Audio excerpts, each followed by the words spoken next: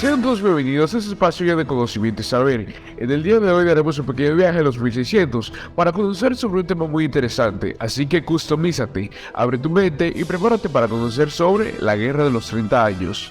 La Guerra de los 30 Años es un enfrentamiento liberado en Europa Central, principalmente el Sacro Imperio Romano Germánico, en el que intervinieron la mayoría de las grandes potencias europeas de la época.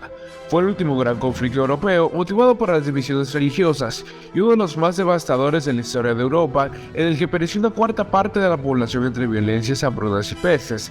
Regiones enteras fueron devastadas en un incesante recorrer de ejércitos y muchas tardaron décadas en recuperarse. Periodo o fecha. Este suceso inicia el 23 de mayo de 1618 y culminó en el 1648. En este se enfrentan dos grandes bandos, los católicos integrados por el Sacro Imperio Romano, España y la Liga Católica Alemana. Los líderes de este bloque fueron el emperador Fernando II de Habsburgo y el conde duque de Olivares, valido del rey de España Felipe IV. Y los protestantes, integrados por Bohemia, Dinamarca, Suecia, los Países Bajos, la Unión Evangélica y Transilvania. Además, fueron apoyados por Francia, que, aun siendo un país católico, se involucró en la guerra para luchar contra la dinastía de los Habsburgo, que gobernaba el Sacro Imperio.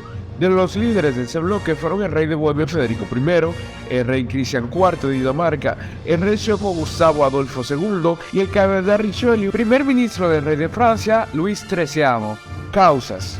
Algunas de las causas de este conflicto fueron la rivalidad entre los dos cultos predominantes en el Sacro Imperio Romano Germánico, el católico y el luterano, la predominancia por Europa entre Francia y la dinastía de los Habsburgo, que gobernaba el Imperio Español, Austria, Bohemia, Hungría y el Sacro Imperio Romano Germánico, la voluntad del emperador Fernando II de extender la contrarreforma y transformar el Sacro Imperio en un estado centralizado y hereditario, modificando el carácter federal y electivo que tenía hasta entonces, y el temor de los reyes de Francia, Dinamarca y Suecia de que el Sacro Imperio se convirtiera en una gran potencia si se unificaba y se centralizaba. Características. Con muchos conflictos bélicos, este se caracterizó por la inestabilidad política y económica, la aparición de enfermedades, hambrunas, entre otras más. Cabe destacar que estas, según historiadores, se dividen en 5 etapas. Fase Bohemia, desde 1618 hasta 1620, fase Palatina, desde 1621 hasta 1625, fase danesa, desde 1625 hasta 1629, fase sueca, desde 1630 hasta 1635, fase franco-sueca, desde 1636 hasta 1648. Consecuencias. Algunas de las consecuencias que trajo consigo este hecho son: Francia victoriosa se transformó en la principal potencia europea. España, por su parte, quedó debilitada por la pérdida de Portugal en 1640 y de las Provincias Unidas de los Países Bajos en 1648, que se independizaron. La guerra entre Francia y España se extendió hasta 1659 y finalizó con la Paz de los Pirineos, que consagró la supremacía francesa y la decadencia española.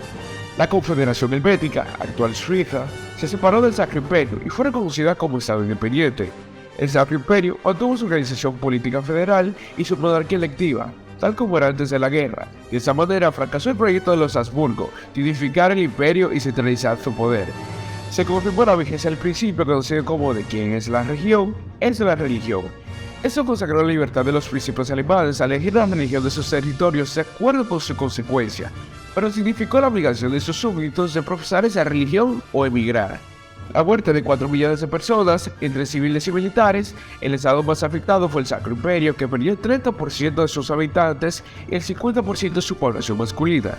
La mayor catástrofe demográfica la perdió Brandeburgo, que perdió el 50% de su población.